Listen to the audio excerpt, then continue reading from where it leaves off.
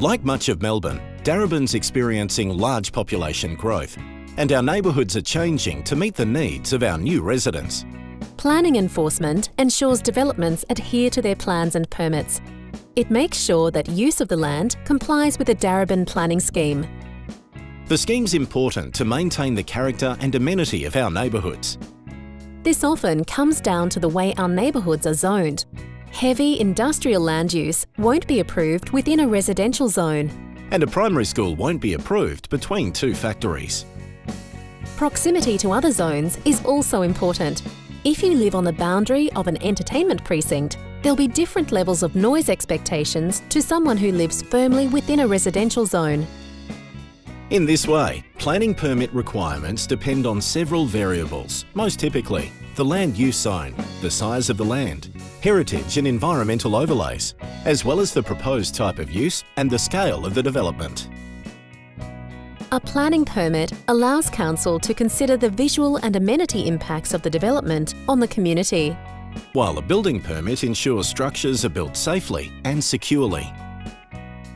Most works require at least one permit, so before developing or changing the use of land, it's important to check with council. In using or developing land, it's an offence to breach the planning scheme or permit conditions, and it's also an offence to use or develop without a permit. Investigations of breaches can also result from heritage building demolition, environmental overlay restrictions, protected tree removal, overlooking issues, noise, and signage. If a planning breach occurs, detriment to the culture and identity of Darebin can be caused. The breach may also affect residents and the environment. If you believe a breach has occurred, contact council. To reach the best possible outcome, we'll need your name and contact details, and you may also need to provide supporting evidence such as photos or videos. We'll send an investigations officer to assess the site, and we'll let you know of the outcome.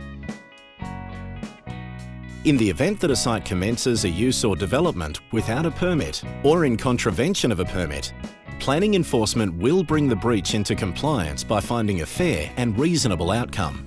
In many instances, developments cannot be completed until compliance has been achieved, like lodging a planning permit retrospectively to legitimise the use or development of the land, or requiring the completion of the development in accordance with the permit conditions. Of course, if conditions aren't met in a reasonable amount of time, council might issue a fine.